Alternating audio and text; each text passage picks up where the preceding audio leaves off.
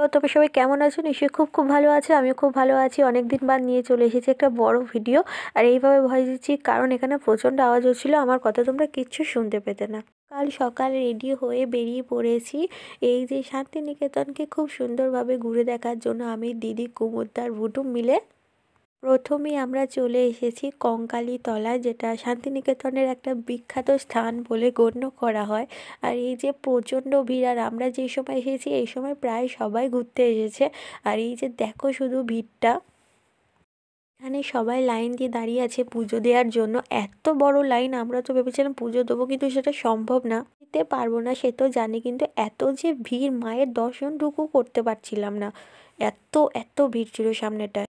এই লাইনটা হচ্ছে পুজো দেওয়ার।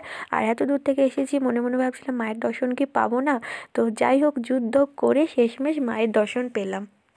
আর তারপর হচ্ছে এখানকার বিখ্যাত সাঁওতালি নাচ, যেটা এখানে এসে শান্তিনিকেতনে এসে না করলে এখানে আসারটাই বৃথা হয়ে যায়।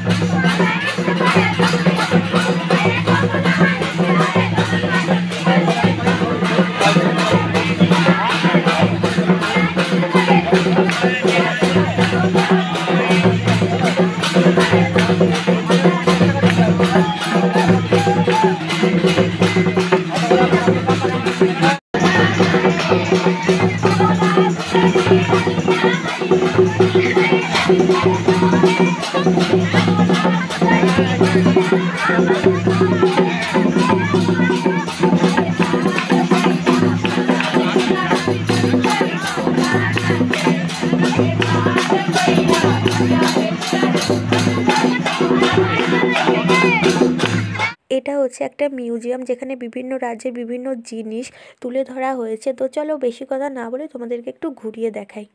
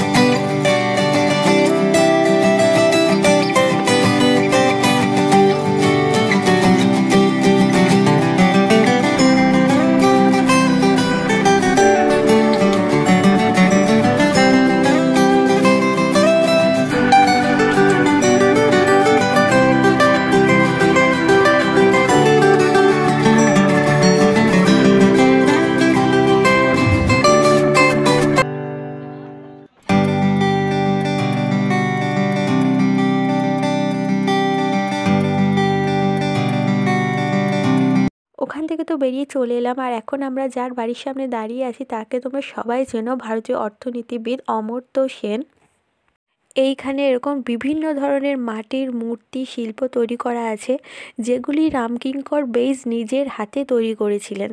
মানুষ ও শিক্ষার সমন্বয় সাধন করতে এই সেই ছাতিমতলার নিচে বসে রবীন্দ্রনাথ ঠাকুর প্রথম শান্তিনিকেতন তৈরির কথা ভেবেছিলেন। আর এটা হচ্ছে বিখ্যাত কাঁচঘর, যেটা পুরোটাই কাঁচ দিয়ে তৈরি। অনেক ঘোরাঘুরির পর খিদে পেয়ে গেছে, চলে এসেছি আয়োজনে। এই নামটা তোমরা অনেকেই শুনে থাকবে, আর যারা শোনোনি একবার ট্রাই করো। এখানে প্রচণ্ড ভালো বাঙালি খাবার পাওয়া যায়, আমার তো দারুণ লেগেছিল। তারপর চলে এলাম এই যে বিখ্যাত সোনাঝুরির হাটে, যেখানে এমন কিছু নেই যেটা পাওয়া যায় না। আর এর কথা তো তোমরা সবাই জানো, যারা এসেছো তারাও জানো, যারা আসোনি তারাও জানো। অনেক বড় হাট, অনেক কিছু পাওয়া যায়। চলো তোমাদের একটু একটু ঘুরিয়ে দেখাচ্ছি। এত বড় হাট আমি সত্যি জীবনে প্রথমবার দেখলাম, আর সত্যি আমার না মনে হচ্ছিল আমি বোধহয় হারিয়ে যাব, এতটাই বড়। দিদি একের পর এক জিনিস দেখিয়ে যাচ্ছে, ওর কোনো ক্লান্তি নেই। আমি নিতাম, কিন্তু জিনিসের দামগুলো একটু বেশি লাগলো, বিশেষত এই সময় তো ওরা দাম বাড়িয়ে দেয়, সেটা সবাই জানে। যাই হোক, দিদি নিয়েছিল, আমি নিইনি।